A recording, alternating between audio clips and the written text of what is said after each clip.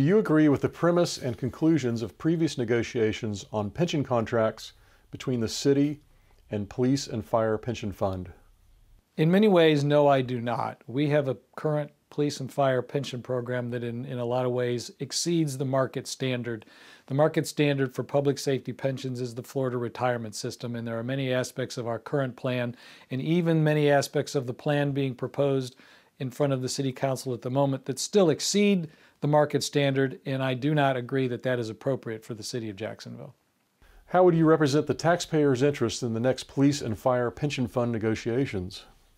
Currently, we have a pension problem in this city that's out of control. We are spending over $150 million a year on the police and fire pension fund alone because of bad decisions that were made in the past.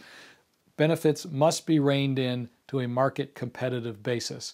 And I will insist that we do that and use the impasse process under Florida statutes as contemplated under Florida statutes to do just that.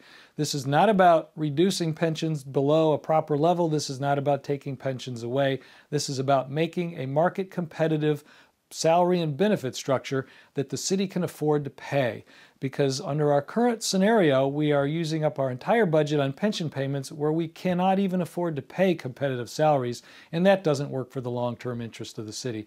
But I will use our ability under Florida statutes to rein in pension benefits to a market competitive basis. Duval taxpayers pay high taxes and fees. What ideas to actually reduce the taxpayer payments and balance the budget do you have? Contrary to popular opinion, Duval County tax structure is not higher than our peer cities around the state or our surrounding counties adjacent to us. In fact, St. Johns County has a higher ad valorem tax rate than Jacksonville does, and it is not stopping development in their part of the world. Our structural problems that we have here is our overburdened police and fire pension fund and our general employees pension fund that is consuming our budget and causing us to reduce payments for other aspects that affect our quality of life.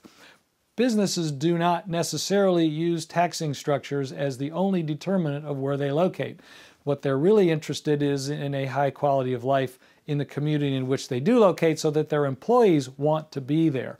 Once we get our pension problems under control, we will be in a better position to allocate our tax resources to those areas that will improve our quality of life and grow our city. Much has been said about economic incentive programs. What is your position on these corporate welfare programs?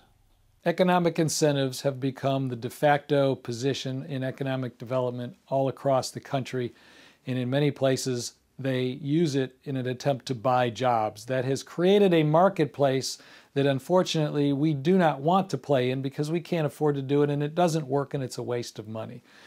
That being said, we do need to participate at some level, and the way that I believe is appropriate to do it is through the use of future tax rebates. When a company comes to Jacksonville and commits to making a capital investment and hiring a certain number of people, when they come here, we get the economic value of that activity.